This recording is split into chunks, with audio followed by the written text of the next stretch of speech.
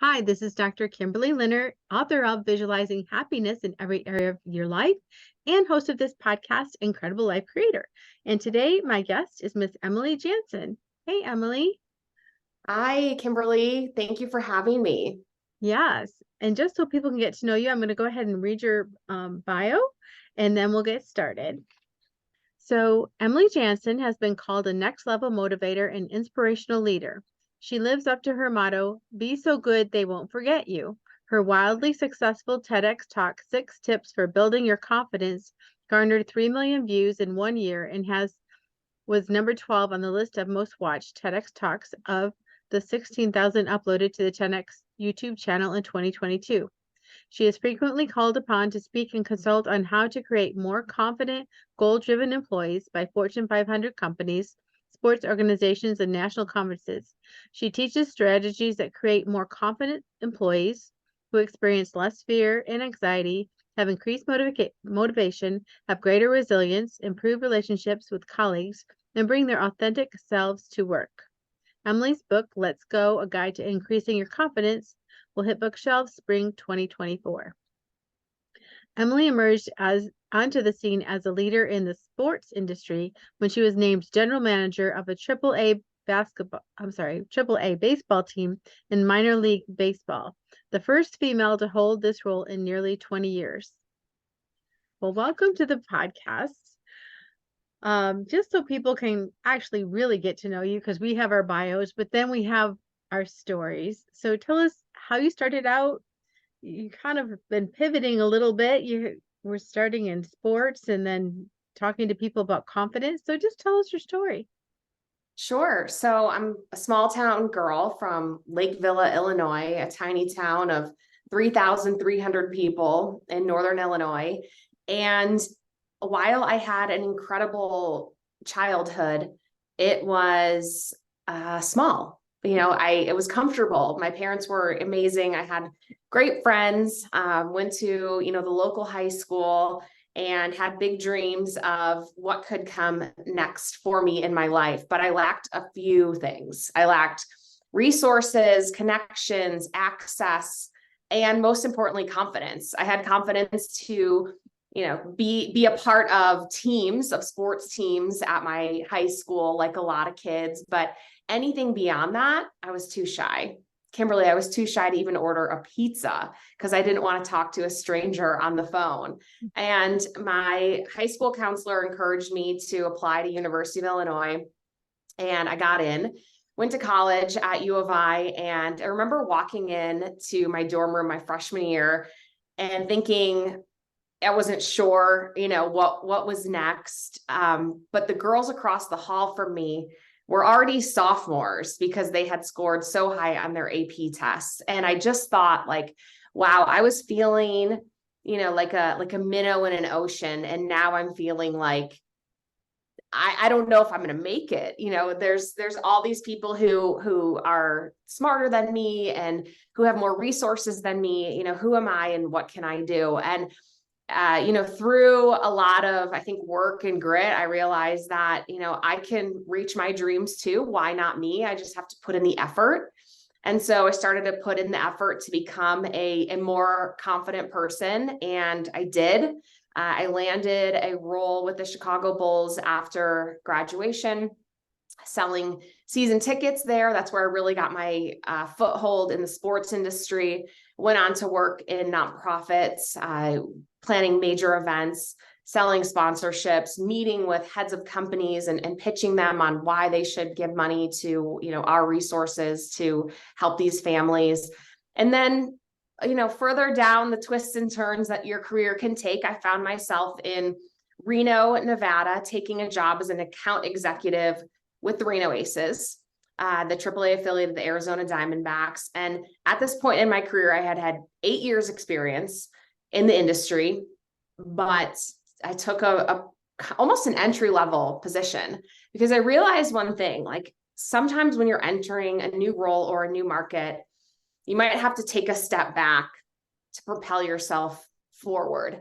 And this was another exercise in growing my confidence, growing my voice, growing my skill set. 2.5 years later, I was vice president at the company.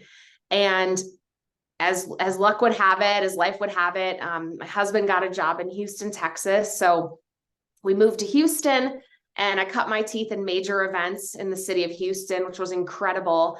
And during that time, I kept in touch back in baseball, and a couple of years later was offered the general manager role. And with that title, I was the first female GM in nearly 20 years.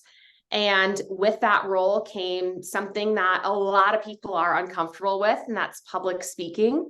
I started to stand up and take the microphone and speak not only on behalf of the team, but on behalf of women in a male-dominated industry. And this led to an opportunity several years later to do TEDx. And I formulated a talk on confidence. I used my growth as an individual to show how I came from, a shy small town girl to somebody leading a team and standing on a stage and talking in front of thousands. And also someone who I lead a podcast called Leadership is Female, where we create visibility for women who are really crushing it in their jobs so that we can lead the next generation forward. And I used these stories, my experience, distilled that down into a talk on confidence, and it took off like wildfire. And that really started my speaking career as a professional speaker. And also my book comes out in the spring of 2024, Let's Go, A Guide to Increasing Your Confidence. And that is the shortest version of the story that I can tell your listeners as to why we are here today. Yes. And, when you talk about being too shy to order a pizza, I'm like, well, how did you get in front of these companies and ask them for money? Yeah, well, that really came through practice, will, grit, practicing the behaviors that can lead you to be a more confident person. As humans, as people, we are sort of born to love our comfort zone. We'd rather have on, our slippers in our comfortable chair with our favorite drink than enter into a situation that would make us have nerves or sweat. And really, those situations where you make yourself uncomfortable and you survive pushes your comfort zone a little bit further and therefore grows your confidence. So I've been teaching the behaviors that can help you to get into those situations, make it through the other side, and grow your confidence. So when you were in high school and growing up, what sports did you play? Yeah, so I played just about everything. There wasn't a lot to do in rural Illinois unless you were on a sports field. So I played soccer was my main sport. I, of course, started in t-ball, so I have those roots in baseball. But I also played basketball, volleyball, gymnastics. I was a cheerleader. I ran track, cross country. I mean, you name it. Sports was really the foundation of who I am, taught me teamwork, taught me competition, taught me that hard work can pay off, because if you put in effort, you can grow to become better at that sport. The same way, if you study, you are more proficient at that material. And it really is something that I like to remind people of today. You studied to get where you were today. You played sports and you were able to improve. And I think a lot of us, as we get older and grow in our career, we forget about that investment in ourselves to continue to grow.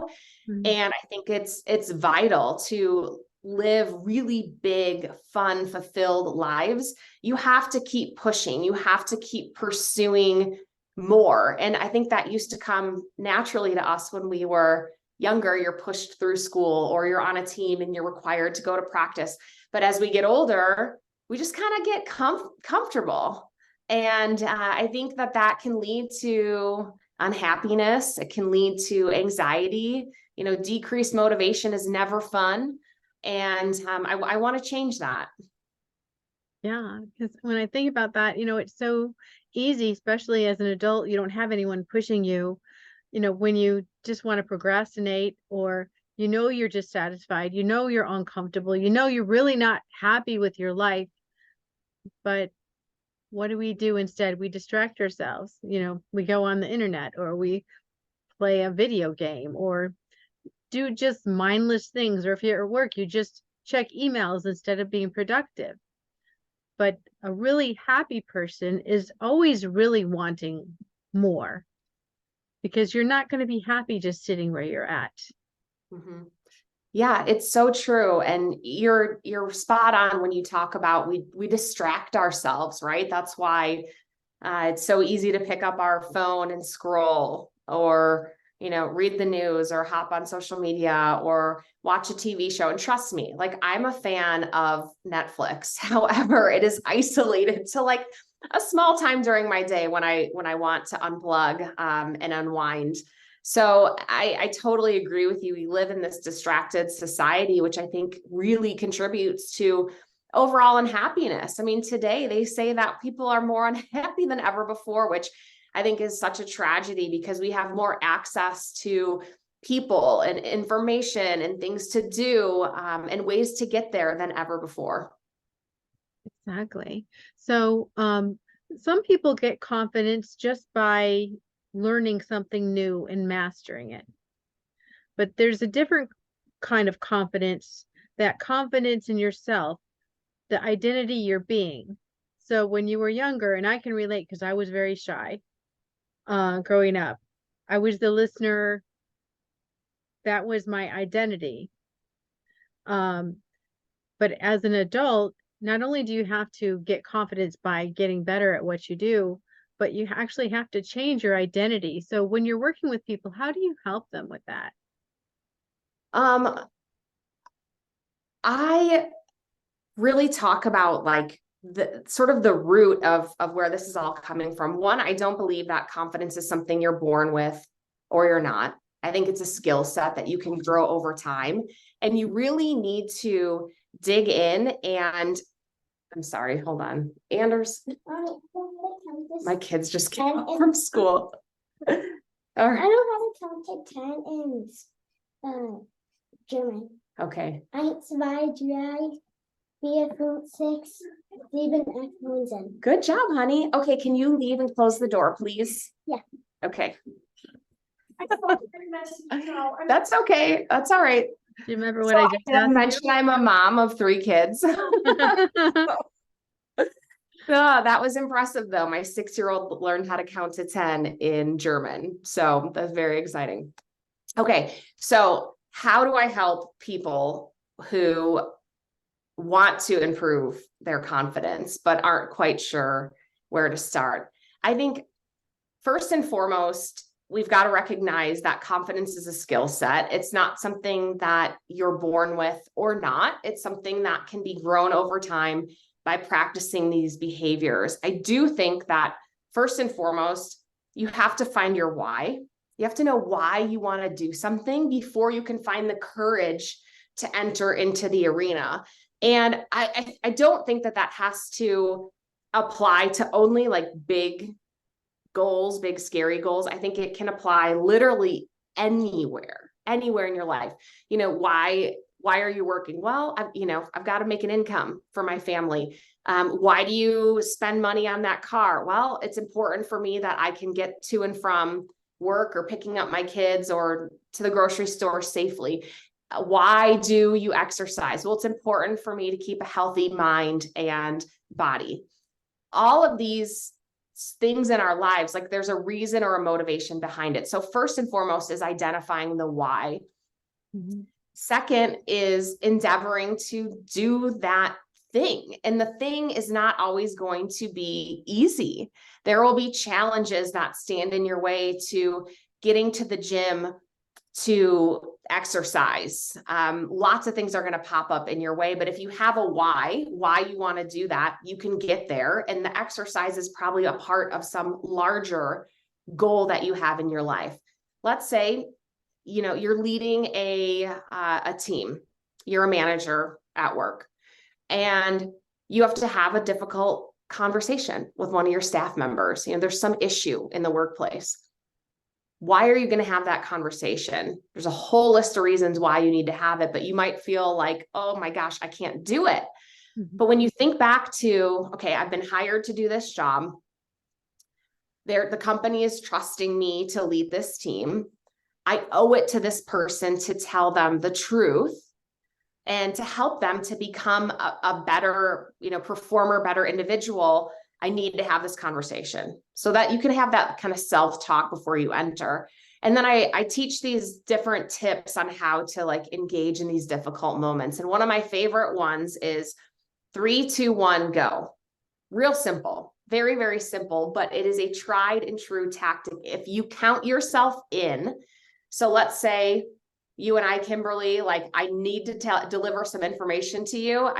I set up a time to talk to you, or I meet you at a place where we're going to talk. I say in my mind, 3, 2, 1, go. And if I can start talking and engaging in that conversation, momentum is going to keep me going. I'm going to survive that conversation. And at the end, my comfort zone and my confidence will have grown just a little bit that I am a person who can engage in these difficult conversations and make an impact for this individual, make an impact for my company, show up in a way that makes me proud to be a manager. There are so many implications for that. And as a result, your confidence will grow. Well, that makes sense because, we're used to doing that counting since childhood. Yes. Hey, 1, 2, 3, go, or 3, 2, 1, go. I mean, we're just almost programmed since children. And you're right. You just need that bump. You need that something to get you going. Mm-hmm. Yeah, completely. So, when you're working with managers, with companies, what are some of the primary first things you start with? Yeah, well, first of all, it's understanding why having more confident employees can benefit the workplace and your bottom line. And more confident employees experience less fear and anxiety at work. They have increased motivation to get their work done. They have greater resilience. So when things go wrong, they're going to feel more confident that they can ride through that bumpy situation. They have improved relationships at work, which is something I think any of us would want in our workplace. And they bring their more authentic selves to work when they feel like a more confident person, which is really important today, that we feel like we can be a 360 human in the workplace, because our workplaces are demanding more from us today than ever before. So first of all, understanding why confidence is paramount. And then from there, we really teach the behaviors that you can use. We talk about, what you can use and when and in what situation. And then my favorite part of working with companies is goal setting. So then we look at those individuals, and everyone in the room can really chart what their future looks like. And the collective impact of several hundred people in a room setting goals together that they believe in for themselves, the impact that has on the company is immeasurable. So that's really how I love to work with these corporations. When I get the chance to get in front of the room and work with these people to really understand how they can build their confidence, why each individual is so important to this world, reflecting on all that everyone has already contributed and how far they've grown, and then using that to propel them into new heights in the future. Mm-hmm. So when you're working with people in goal setting, are you talking about them each having their own individual goals and then having like a common goal?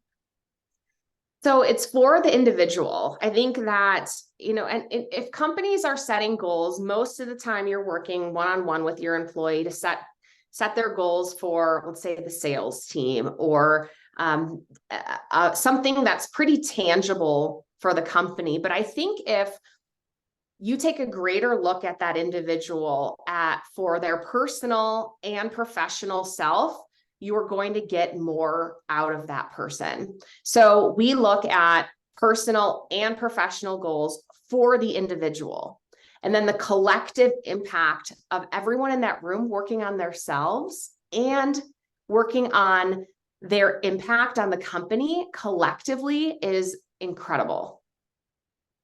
Beautiful. So talk about women in the workplace. Now you did something, you were a first in something. You were a first manager. So there are other women that would like to be first in something where there's not a first yet. Mhm. So what is your advice on that? Yeah. So that's why I started the podcast, Leadership is Female. One, I think women don't share their story enough. I think we're getting better. I think that there's an old adage that we pull up the ladder behind us. We've worked so hard, maybe in the darkness or in silence, earning these positions, winning these roles. And really, I think if collectively we share our stories, we expand our networks, we help the next person up, it's only going to create more opportunity in the future. So I think first and foremost, like we got to get out there and share what we did to get where we are today, because we draw inspiration from seeing others' achievements and knowing that anything is possible. I say all the time when I'm speaking with companies, why not you? Like, to each person in the room, why not you? We're all people. Anyone you're looking at is a person who has just gone the extra mile. So why not you? Why couldn't that be you? So that's really that main piece of advice for that person who wants to be the first in something. It's why not you? And then you're really looking at formulating your plan. How are you going to get there? Who do you need to meet? What do you need to do? What experience do you need to have? What rooms do you need to be in to make those contributions that are going to allow those doors to open for you in the future? And think about how you can get there faster. I think that traditional ladder climbing one rung at a time doesn't have to be the norm. You don't have to go into one company, look at the CEO's chair and say, I'm going to be there one day. You've got to look at what is the best next right move for you after you've made, this is important, after you've made a marked contribution in the place where you're working, you can start to look at what the next opportunity is. But you must first make your mark. I see, and I don't want to encourage job hopping without having kind of planted your flag in the ground and saying, I did this thing, I contributed in this way, I made this revenue for this company. When you can do that and the next opportunity for you is not available within your current organization, I think that's where it's time to leverage your network and look out for what's next and make your goals really clear on what it is that you want to do, because you can't create that next position, that next part of your vision, if you don't have a clear focus on what that is. I've spoken to so many individuals who wanted to, quote unquote, pick my brain and find out how I did what I did. And when I've turned the tables and said, well, what do you want? And you can't articulate what it is that you want or how you want to contribute or who you want to help, who do you want to serve, the world is not going to open up for you. Like, you have to be so much more clear on your vision in order for somebody to help you to get there. Exactly. So many people don't know what they want.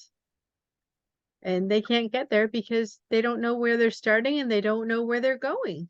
And I think that, I don't know if you've experienced this, but like, just take the next right step, right? And let that help provide clarity for you. I think we get too jumbled and confused by all the information and all the what ifs that are out there. Just take the next right step. And as you do that, that'll start to create clarity. It's like these micro decisions in this larger vision of what you might have for your future. You're not going to hyperleap from where you are today to where it is you want to be in 10 years. We have to have a little bit more patience with our career. And again, we have to make the contributions that are going to allow us to market ourselves for that next bigger, better opportunity. I couldn't have said it better myself. One of the reasons I have this podcast is for people to find their purpose, their passion, live it, master it, go into it.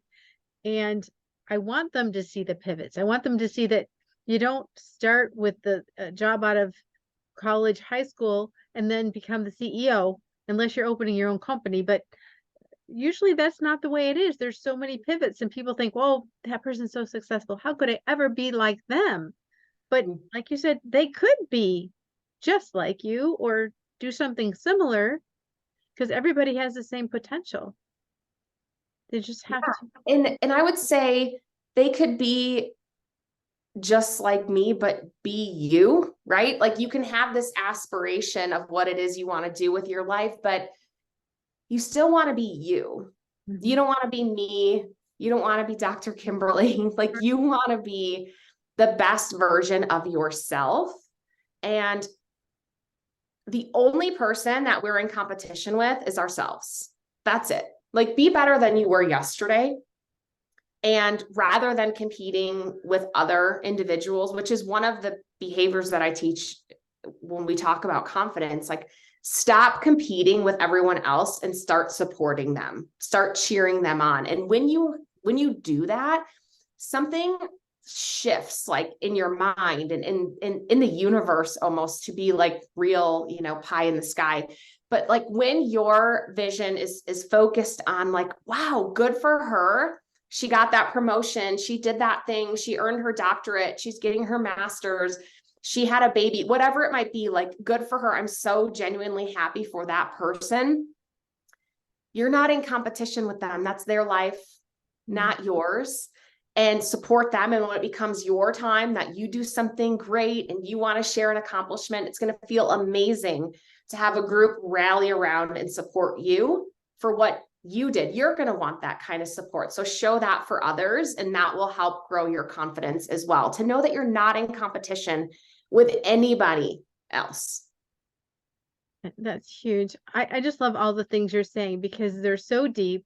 They're so important that we just look at ourselves, be the best person we can be, compete with our own selves, not with other people, rally around other people. Because I feel like when everyone is at their best, highest level, working at their highest level where they can be at that moment, and then you get together with all your gifts, all your skills, you can create something huge, wonderful, effective, that you couldn't do if you were in competition with everyone around you. Absolutely. It's so true. So, I had a few more questions about, so when you got that position, that first position where you were the first woman, did you get some negativity coming in? How was the reaction when you took that position? Yeah, it was interesting because I had earned the role because of what I could do. And really, when you're a general manager in minor league baseball, you're running the totality of the business of baseball for that team. And I had earned that role based on what I could do and how I could perform, but it came with the subtitle, first female GM in nearly 20 years. And I thought, it's incredible to be a first. Anytime you get that chance, grab it. However, I also felt like, man, I got this role because of what I could do, not because of this subtitle. So I'm not really sure what to do with this. So I just got to work. And then about 7 months later, I was at industry meetings, baseball winter meetings, and I was invited to speak on a panel to the women in baseball. And there were over 300 people in the room, which was amazing because we're, not a large percentage of employees in this industry, yet we filled a ballroom.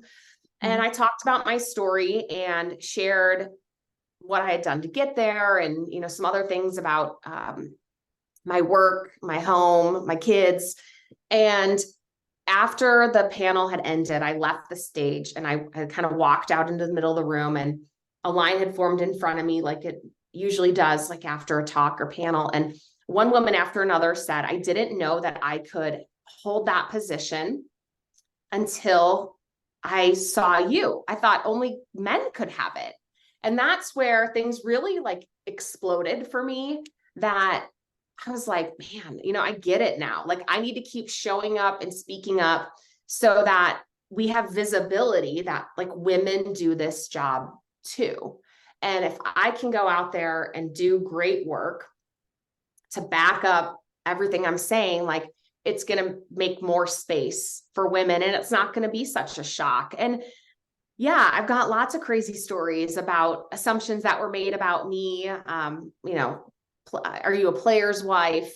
Things like that. It's endless about the misidentification of me as a leader and who I represented at the team. But like, that's not what I focus on. I focus on the impact that I had in that role, the things that I started for women in baseball, the visibility that was created around that role. There's several female GMs at the top level in minor league baseball today. We've had our first female GM at the major league level since I was in that role. And,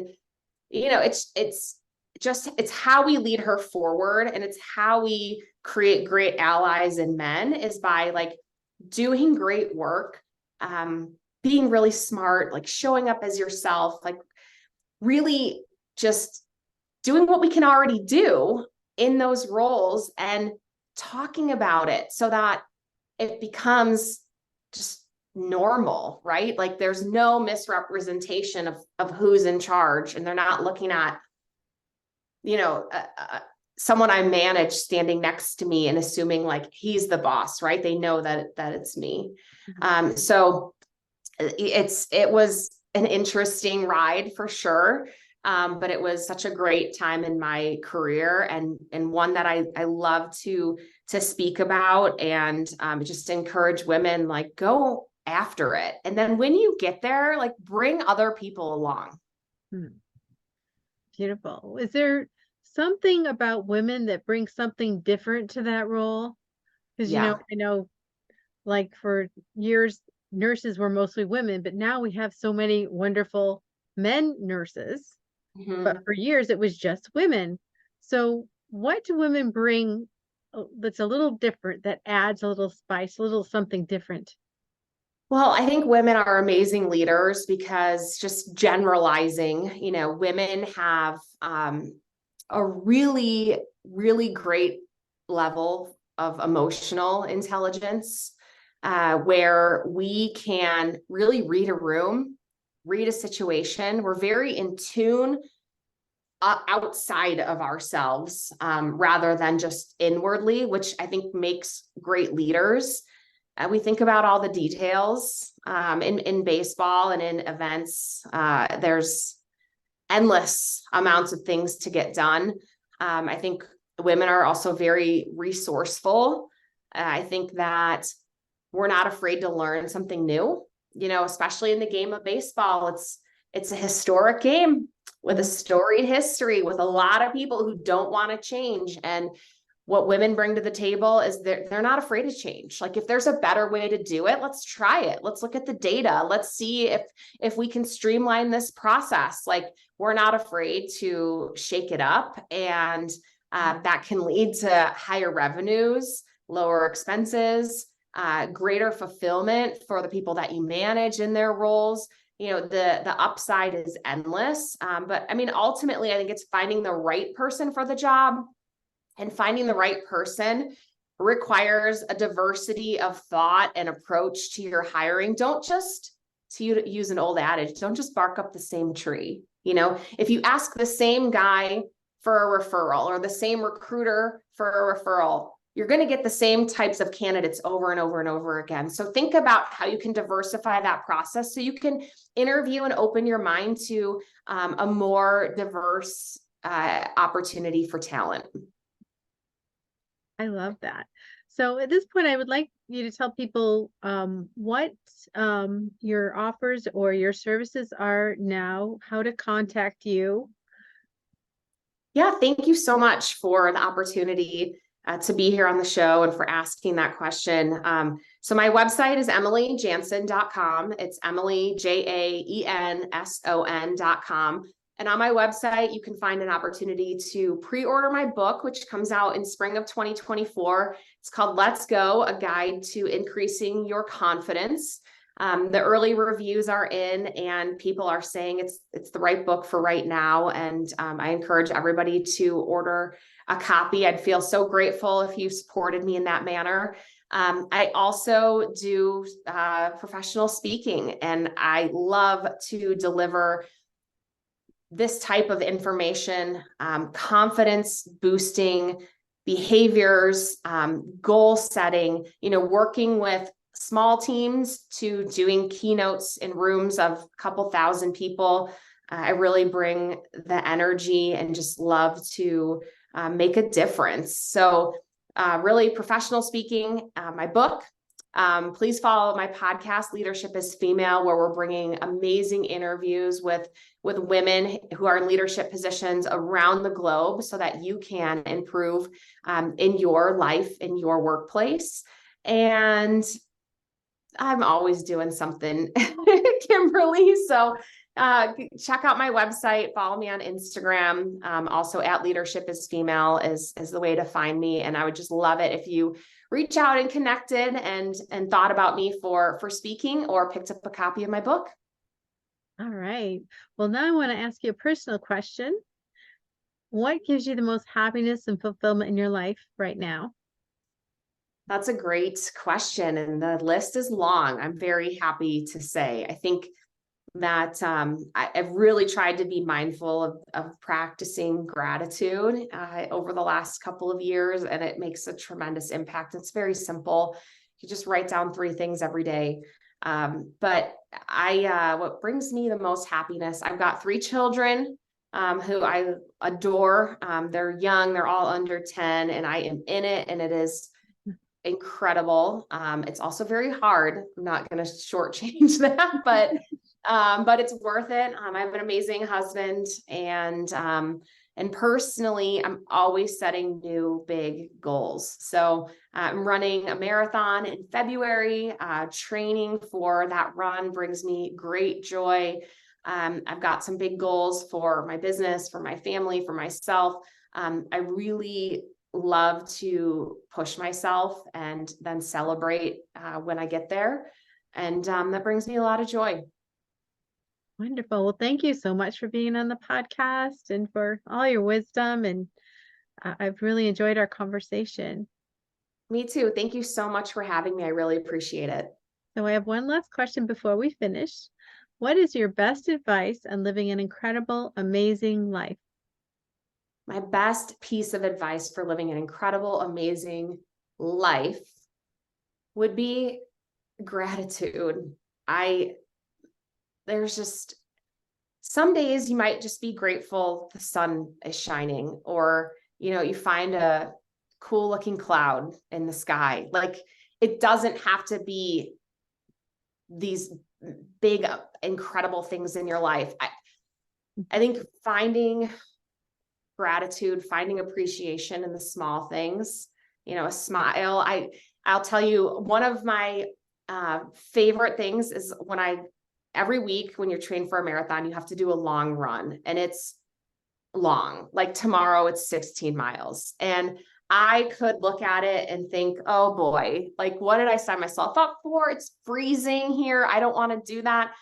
But what I love when I'm out running, there are so many people that are also out walking their dogs or and everyone raises their hand and waves and smiles. And I find so much joy in that little moment of people who are out there just like enjoying a day. And so that's what I would say. It's like, find the little things that bring you joy or gratitude, whether it's hot coffee or a trip to Italy. Like, it could span that spectrum, right? But find happiness in the little things. And I can't even tell you how big and beautiful and great your life will be, and how much it will open up if you can just enjoy the small stuff and find gratitude. Beautiful. Thank you so much. Thank you. We'll talk to you again soon.